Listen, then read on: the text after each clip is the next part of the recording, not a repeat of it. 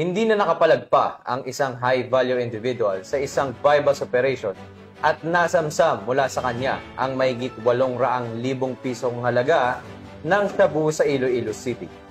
Ang operasyon ay bahagi ng patuloy na kampanya laban sa ilegal na droga sa lungsod upang mapanatili ang kapayapaan at kaayusan. Patrolwoman Lynette Sablon sa report.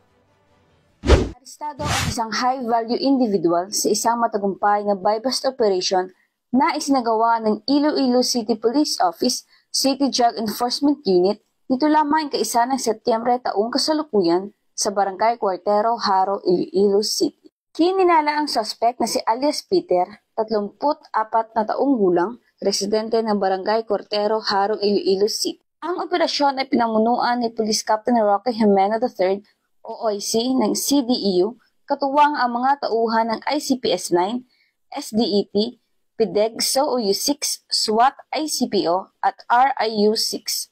Nasamsa mula sa suspect ang humigit kumulang 120 gramo ng hinalang shabu na may estimated standard drug price na 816,000 pesos. Nakumpiska ang isang pirasong heat-seal transparent plastic chain ng hinalang shabu bilang bypass item, 4 na pirasong heat-seal transparent plastic chain ng hinalang shabu sa pagmamay-ari ng suspect, 3 knot-tied transparent plastic bags na naglalaman din ng hinalang shabu, bypass money na nagkakahalaga ng 8,000 pesos at iba't ibang non-drug items. Ang mga nakumpiskang ebidensya ay dinala sa RFU-6 para sa tamang dokumentasyon at eksaminasyon habang ang suspect ay kasalukuyan sa kustudiya ng ICPS-9 para sa kaukulang kasong isasampa laban sa kanya. Patuloy ang pinaigting ng kampanya ng Pro-6 at ICPO laban sa iligal na droga alinsunod sa 7-point agenda ni Chief PNP Police Lieutenant General Jose Melencio C. Nartatis Jr.